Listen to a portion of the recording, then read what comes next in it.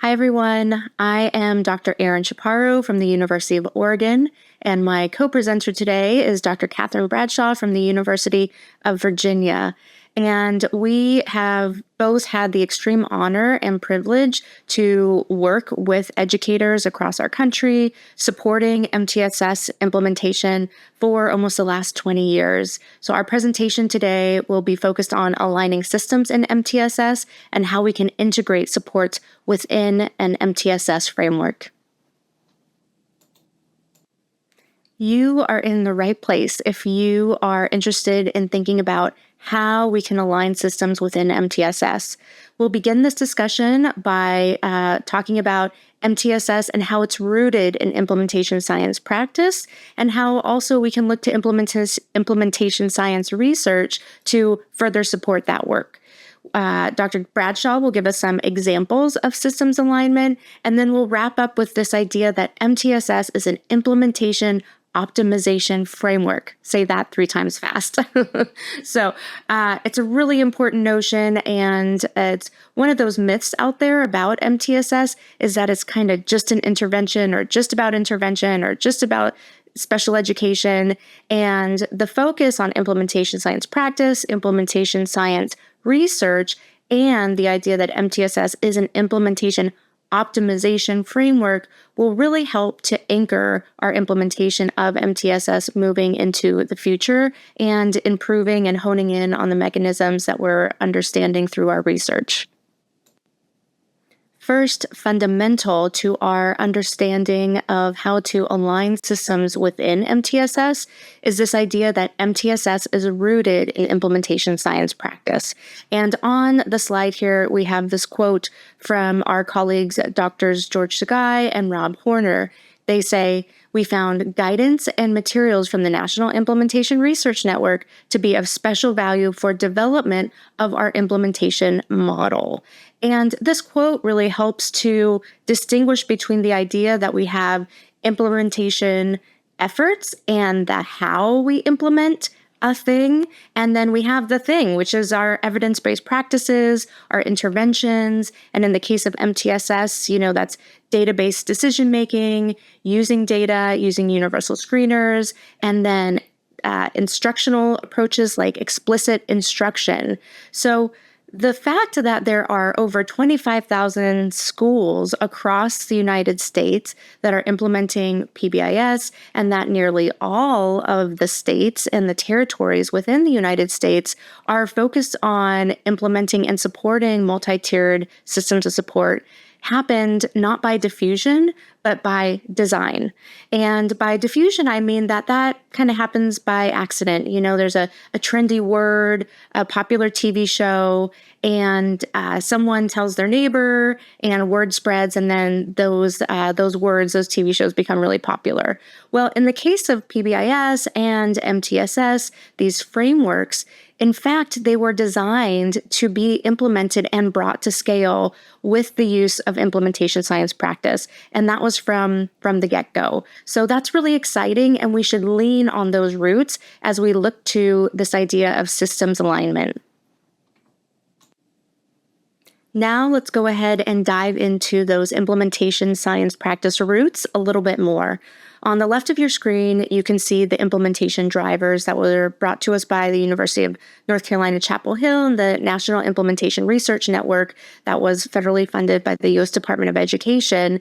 And essentially, they helped us to examine and look at what are all the elements that a school system needs to have in place in order to properly set themselves up for success, to implement, to adapt, to sustain an evidence-based practice. So the bottom of the triangle begins with leadership. The one side of the triangle says competency drivers, and the other is organizational drivers. And you can see around the triangle, we have essential elements of any installation process plan of an evidence-based practice.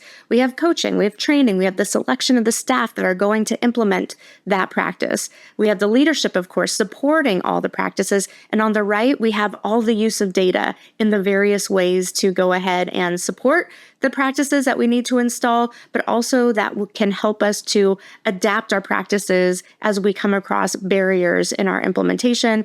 At the top there, we've got fidelity, looking at that consistent use of innovations, or in our case, evidence-based practices, and then ultimately moving towards improved outcomes. So in the world of MTSS and PBIS, we look to those implementation drivers to provide the foundation to know how are we going to take our evidence-based practices from one school to many schools, to many districts, to many states, and beyond. And one way that the Center on PBIS has done that is by looking at the executive functions and the implementation functions of the leadership team of a district. And this is really where we begin to see the magic happen and systems alignment begins to occur at that leadership level. A focus on systems alignment within MTSS requires us to examine the leadership team functions at the district level. Populations benefit when effective innovations are supported by effective implementation in enabling contexts that facilitate their use on a socially significant scale. That's a quote from Dean Fixon et al. 2019. And these leadership teams are there to create that enabling context so that we can implement those evidence-based practices or effective innovations, as they say in the quote. And we are focused on that socially significant scale, right? Making sure that students, educators across our country are benefiting from efficiencies that we gain when we're implementing MTSS. So it's critical that we have strong leadership teams that are well aware of their roles and responsibilities, and that they include these executive functions and these implementation functions. Make no mistake, MTSS is a team sport. So we cannot rely on individuals and on siloed departments at the district level. Instead, we need to de-silo and we need to organize our teams. And we have data, we have evidence through the research that shows that sustained implementation of MTSS is enhanced by using data to make decisions, and having strong leadership that supports the use of those data to implement those practices. This is Oregon's MTSS teaming framework from 2008 to 2020. I was on the state leadership team for implementing our Oregon brand of MTSS, Effective Behavioral and Instructional Support Systems, or EBIS for short. From 2010 to 2015, I was the director and the lead of the professional development that took place across our state for 22 school districts. And during that time, collectively, iteratively, we developed this Oregon MTSS teaming framework. One thing I wanted to highlight is the focus of systems coaching here at the center. We really leaned into this notion that coaching is an essential implementation driver, and we really truly saw it as a strategy to facilitate systems alignment. And we were focused on alignment between science of reading and reading instruction and PBIS implementation. So we had our district team at the top there, representation and expertise from both of those integrated into the team. But that blue box there represents the systems coach. And that systems coach was to support what we learned from the National Implementation Research Network, as well as SISIP, the State Implementation and Scaling Up of Evidence-Based Practices program that was also funded by the Office of Special Education Programs.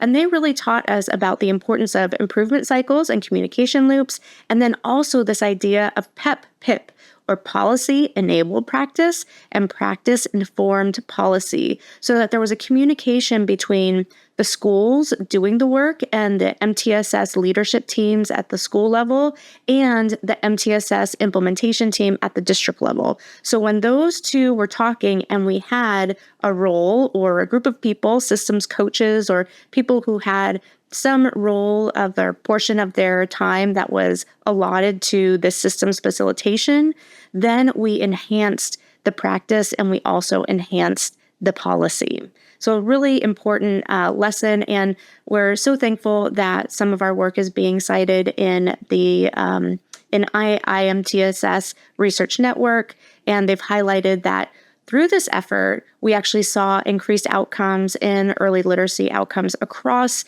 our 22 school districts. I really like to think of systems coaches as the not so secret sauce to MTSS success. And certainly, if you consider and we lean into this idea of the implementation science practice roots within MTSS, then it becomes abundantly clear that we cannot do this without coaches.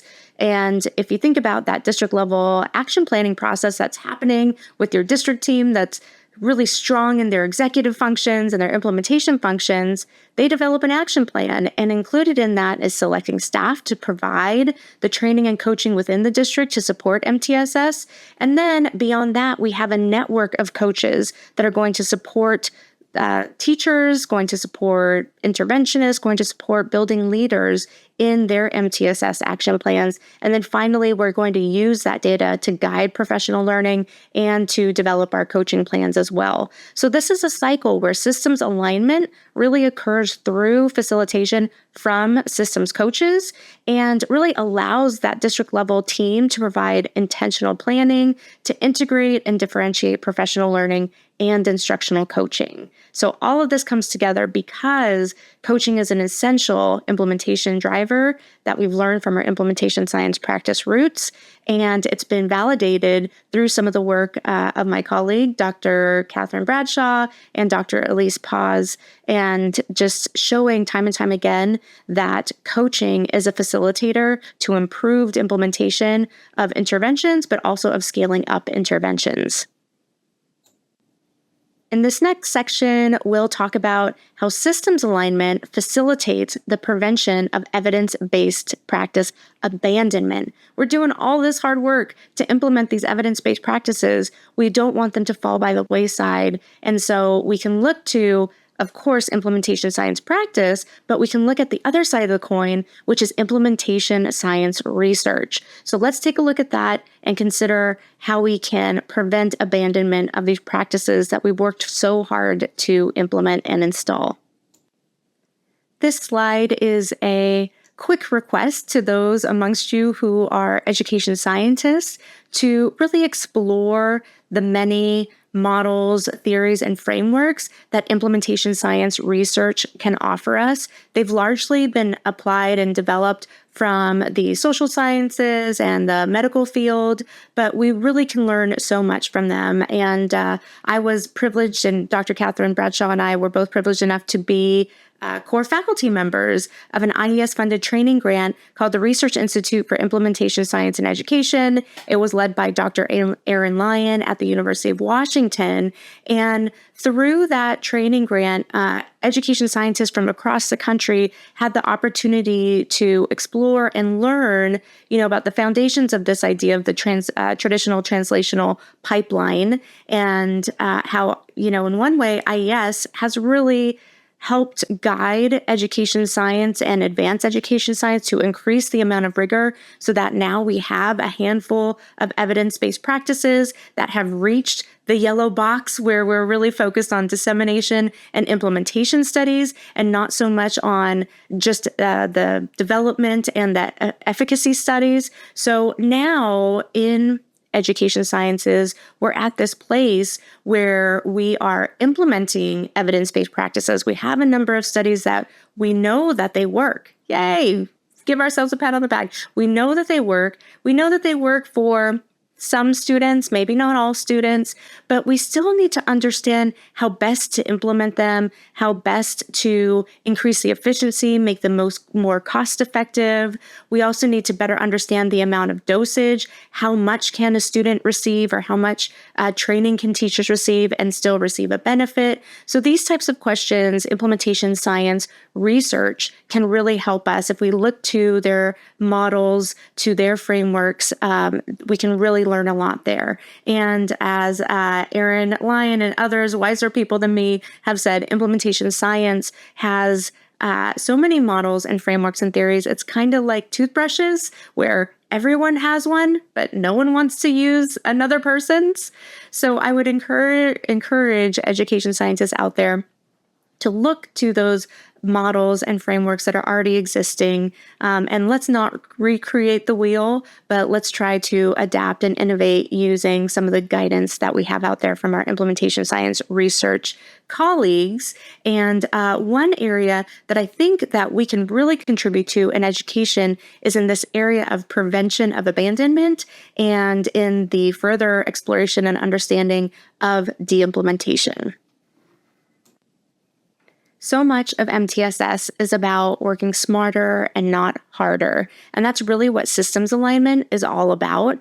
And that requires intentional implementation of MTSS and all of the evidence-based practices that fall underneath that framework. So one thing to consider as we are contemplating how we can advance MTSS implementation is that we can have a better understanding of abandonment, because we're really trying to prevent abandonment of the valued practices by installing things like strong leaders, coaches, database decision-making, and training.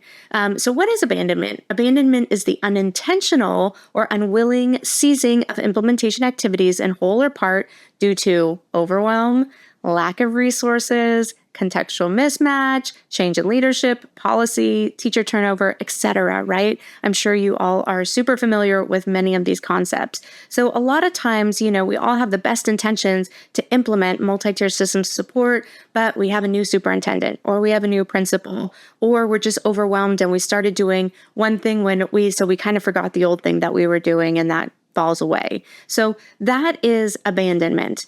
At this point, there are just a few researchers out there, a few named here on this slide, and they were part of the RISE training grant that was over at UW, focused on implementation science.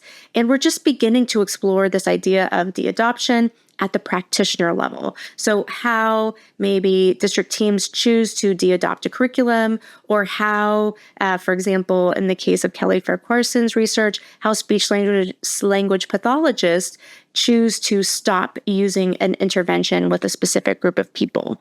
But I would distinguish that from the notion of de-implementation, where de-adopting is kind of, the, again, unintentional or unwilling ceasing of activities, whereas de-implementation is the intentional removal of an evidence-based practice, innovation, once it's fully installed. So it's that really intentional aspect of removing practices in order to make room for new practices, or practices that are just a better fit for our context right now.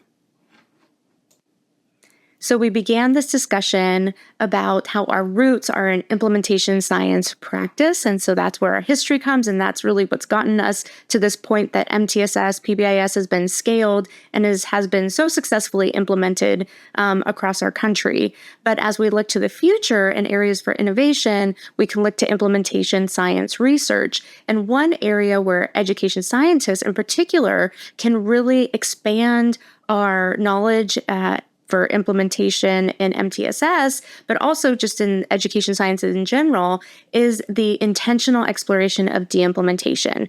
Within the world of implementation science research, there actually aren't that many frameworks or models around de-implementation. The only one that I could find that really applies to education is from Nevin 2015, and there's a proposed framework for conceptualizing de-adoption, as they're calling it. So for us, I think we can really begin to consider, my hypothesis is that we can improve implementation if we can identify specific procedures for de-implementation of low-value practices and initiatives. And in this way, we can help our colleagues who are implementing MTSS to, again, work smarter, not harder, and to allow them to let go of some of the many initiatives they have on their plate that maybe aren't serving them in the way that they had hoped, or just in that they no longer fit their context. So before I pass you off to Dr. Catherine Bradshaw, just a reminder that we can look to implementation science as a foundation, and that it's really one of the core principles as we examine systems alignment to look at those implementation drivers so that our leadership teams at the district level are able to explore de-implementation of practices so that they can stay focused on implementing MTSS and the other evidence-based practices underneath that framework. Hello, I'm Catherine Bradshaw. I'm a professor and Associate Dean for Research at the University of Virginia. I also hold an adjunct position at the Johns Hopkins School of Public Health, where I launched my career doing a lot of research on positive behavior support. Today, I'm going to talk a little bit about some of our research on MTSSB and PBIS and using an implementation optimization framework. I'm thrilled to be part of this series and share with you some of our lessons learned around positive behavior support.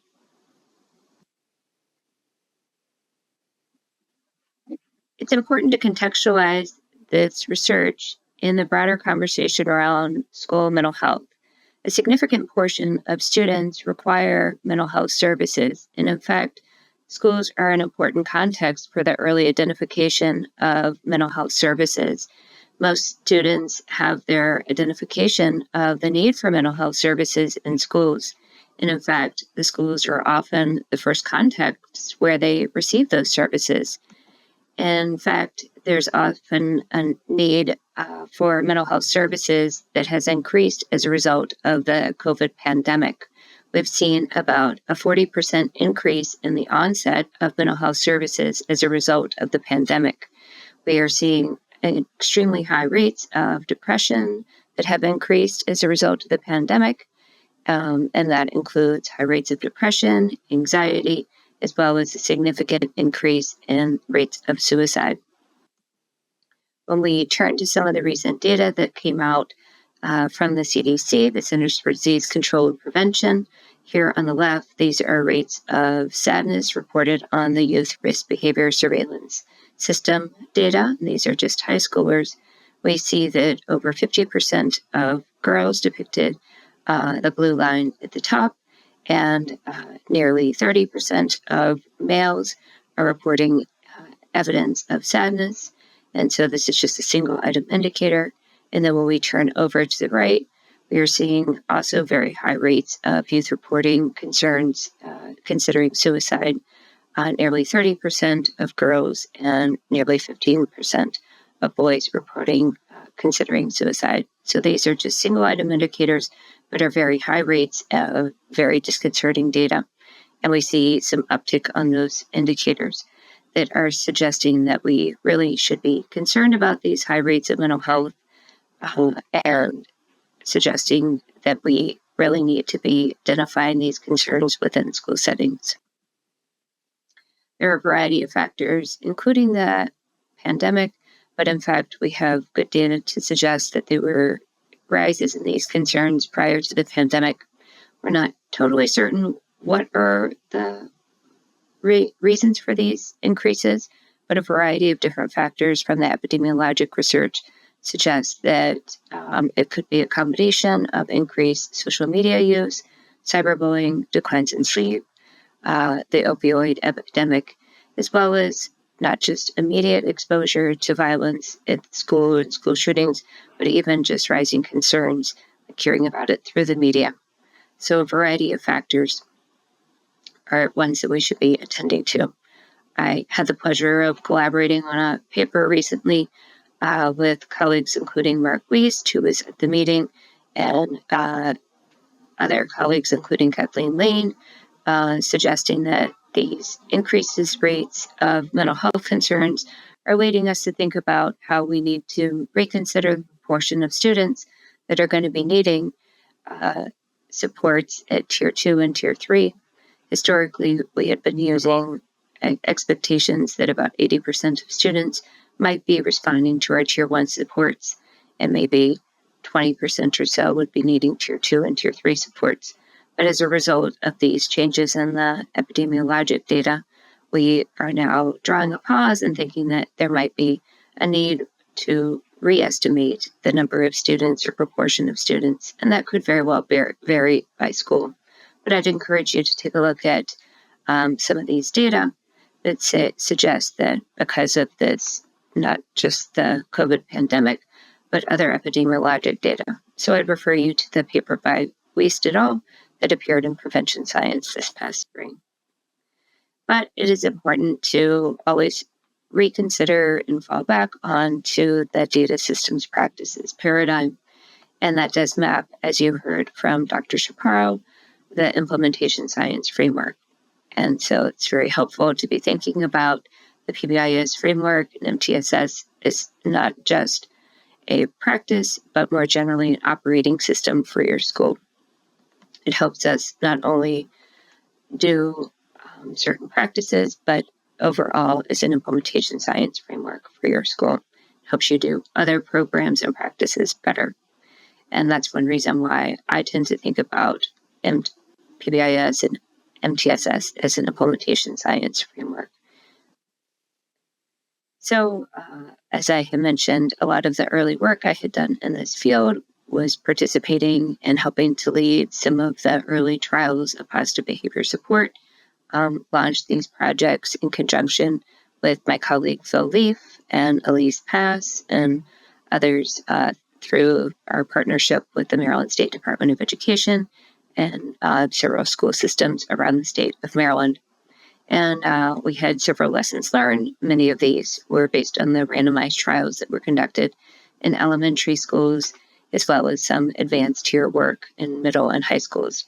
And we identified a number of significant outcomes for our students, including reductions in bullying, suspensions, aggressive behavior, and a variety of discipline problems, particularly among higher risk students. When we had done the more advanced modeling. We also saw significant improvements in positive outcomes like emotional regulation, concentration, and prosocial outcomes, as well as academic achievement. We also saw significant improvements for staff outcomes, which are critical, including improvements in the overall environment, principal leadership, collegial relationships, and conditions for learning. I've also had an opportunity to collaborate with some other colleagues like Dewey Cornell and thinking through how these impacts are related to other systematic outcomes, such as this work on threat assessment. I recently participated in a National Academies meeting where we talked about the importance of school climate in relation to threat assessment and leveraging some of Dr. Cornell's work. We've been thinking more generally about this implementation science framework and how climate relates to school connectedness. He, in particular, focuses on a model of authoritative school climate, and which is a particular model he's done considerable work on, highlighting the importance of disclosure of potential threats within the environment, which, as we know, are very important for understanding the context for an effective behavioral threat assessment. And this is also important when we think about disclosure of threats related to bullying. And if one is in an environment where students feel safe and supportive and connected to the adults, they're more likely to disclose concerns that they have around mental health, behavioral health, and threats in general. And so these are all potential synergistic effects as we think about improving the school climate, the conditions for learning, and just another example of the synergistic effects between an MTSS environment and other positive conditions for learning.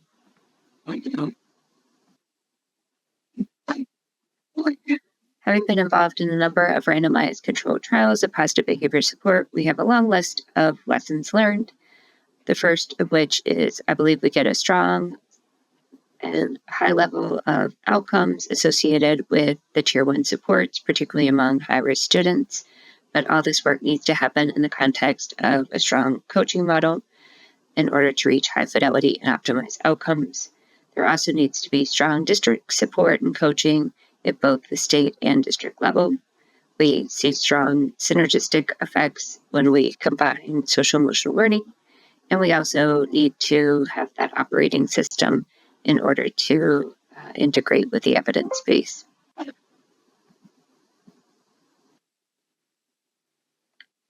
Our team has also done a large number of cost analyses to determine the return on investment of positive behavior support. Many of these studies focus solely on the Tier 1 supports. As you can see here, we've seen a strong return on investment for Tier 1 supports, particularly at the elementary school level, as well as for secondary students. And we are very excited to report and disseminate those findings. We've even developed a cost calculator that is freely available, and that's through our National Center on Rural School Mental Health. This work was done in close collaboration with our colleague Sarah Lindstrom Johnson, as well as Brooks Bowden. And we would encourage others of you to report on these data. We've even developed a series of cost calculator modules that will help as tutorials for you to summarize those findings and share them out with others. So we have a number of resources that are available on the cost calculator website. We've done a lot of work to integrate social emotional learning within the I-MTSS framework. And that work has often involved models such as John Lockman's Coping Power program, which we have adapted for implementation at levels in middle school and high school level, and have recently conducted trials to demonstrate some crossover effects even to internalizing outcomes. And so that helps us address some of the concerns that I had shared with you at the opening around internalizing concerns, particularly among girls, and even have some follow-up studies where we're looking at suicidal risk through an integrative data analysis framework with Antonio Morgan Lopez and John Lockman, and even some more recent work that we're doing with Holly Wilcox at Johns Hopkins. We've done a number of projects where we're looking at bullying outcomes and aggression prevention within the I-MTSS outcomes, and have some tier 1 outcomes, as well as some coaching models that we're looking at within the I-MTSS framework with Tracy Wasdorp, as well as Elise Pass, using coaching models in the context of a teaching simulator. And that is also bearing some promising outcomes. We also have a number of projects where we integrate a culturally responsive coaching model for teachers and have some very promising outcomes in that framework as well. And we refer to that project as the double check model. And we have that as an open source resource that is available for teachers and school staff. And that is listed here as our doublecheckcoaching.org. And so that's also available for folks to access. We have another model that's around mental health screening in the ECHO model. And that's also an ongoing project in conjunction with my clients, where we provide coaching and consultation to school teams on the use of screening data in conjunction with Wendy Rinke and Keith Herman. And we also are using Wendy Rinke's early identification system as a screening model. And that is helping us to identify students at risk for a variety of mental health concerns. And here's a little bit more information on the early identification system. And as you can see here, there are 7 different mental health concerns that we are identifying through the screening system: attention and academic issues, peer relationship problems, externalizing problems, internalizing problems, emotions regulation, school disengagement, and bullying behaviors. And this is also a model that we are using through our National Center on Rural School Mental Health, which is funded by IES. And we're using in the context of our NIMH trial with my clients. So this is an opportunity for us to build on the I-MTSS framework for early identification of mental health problems and providing coaching to school teams. I will say, in the context of this particular screener and other screeners, those schools that have a stronger tier 1 support seem to be much more facile at using data to implement more intensive supports for schools. And so we use a variety of tools to coach the schools on implementing more intensive interventions to meet the students' needs based on these screener data. And we are tracking that over time. And there's a data dashboard that schools use to implement more intensive interventions. It's available through our Roaring Center. I wanted to wrap up this final segment by talking a little bit about growing workforce concerns. We all know that there's a teacher shortage, but there are also concerns as it relates to the need for mental health providers within the workforce. There's also a strong connection between educator well-being and mental health. Recent data from the CDC indicate that twice as many educators compared to the general population of working adults are reporting job-related stress, burnout, and less resilience to cope with the job-related stress. 27% of educators are reporting symptoms of depression, and 37% are reporting symptoms of anxiety. This is really negatively impacting their day-to-day ability to deal with demands of their workload. And when we think about all the challenges I was just talking about as it relates to implementing higher levels of support for students, being able to respond to the needs of their students as it relates to the increased rates of mental health on students.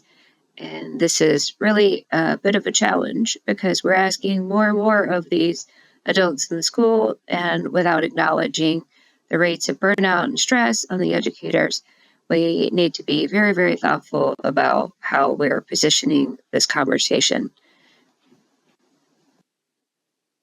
I've had the great pleasure of working with colleagues from the National Center on Safe and Supportive Learning Environments, one of the centers at the U.S. Department of Education, and with colleagues from the American Institutes of Research to develop a series called Working Well. And within this series, we are focusing on the important topic of educator well-being. We've convened a series of roundtables and an advisory group where we talk about important issues around recruitment and retention of educators and mental health providers in the school setting, issues around equity, not just among students, but also among staff and staff well-being, and how all those three legs of the stool are creating really important conditions, not only for teaching, but for learning among the students and staff. And within these important factors, it creates conditions that are exceptionally important for the staff within the setting. I also wanted to highlight the importance of classroom context and outcomes for students. A few examples here of models that combine coaching for teachers and classroom management. One such example comes from the My Teaching Partner program, which was developed by Bob Pianta, that we've combined here with a classroom management program called the Good Behavior Game. We recently completed a trial combining these two models where we focused on early career teachers. And in this particular study, we followed them through the COVID pandemic. That recently completed study found impacts on burnout and efficacy for teachers that were persisting through the COVID pandemic. We also have another program, as I have mentioned previously, just about the Double Check coaching program, which we've now scaled up to put online. We've seen significant impacts on classroom management and efficacy, as well as culturally responsive practices and reductions in office discipline referrals, particularly for Black students. We also have a number of outcomes related to organizational health and efficacy for programs such as the PATHS and the combination with the Good Behavior Game PACS version. I also want to draw attention to Tish Jennings' CARE model, which is a mindfulness-based program. She's done a lot of work focusing on mindfulness and social emotional learning strategies for adults, which, although not tested in combination with MTSS, but do hold promise as particularly effective strategies for addressing adult well-being, and may be important for us to address going forward. I conclude here with a few big takeaways. MTSS is rooted in implementation science and practice. Systems coaching is really important for us to facilitate systems alignment. Systems alignment facilitates prevention and abandonment of evidence-based practices, as you heard from Dr. Chaparro. MTSS has the potential to optimize implementation of other evidence-based practices and helps schools do other programs better. MTSS can help us also address some of the workforce needs and improve organizational health and wellness, and can help us think about ways that we can support educators, implement programs, and improve outcomes. Here are a couple of resources and references for the presentation here today. I hope you've gotten some good ideas about some of the practices that you might be implementing in your schools and how the MTSS framework might help you not only implement those programs better, but might even help you think about ways that you can scale them up. When we concluded our discussion in person, we also wanted people to think a little bit about the use of technology to help facilitate alignment and high quality scale up of those programs. Thank you so much for your time today. I look forward to hearing from you, and I'm sure Aaron and I would both welcome an opportunity to dialogue with you. Feel free to email us directly.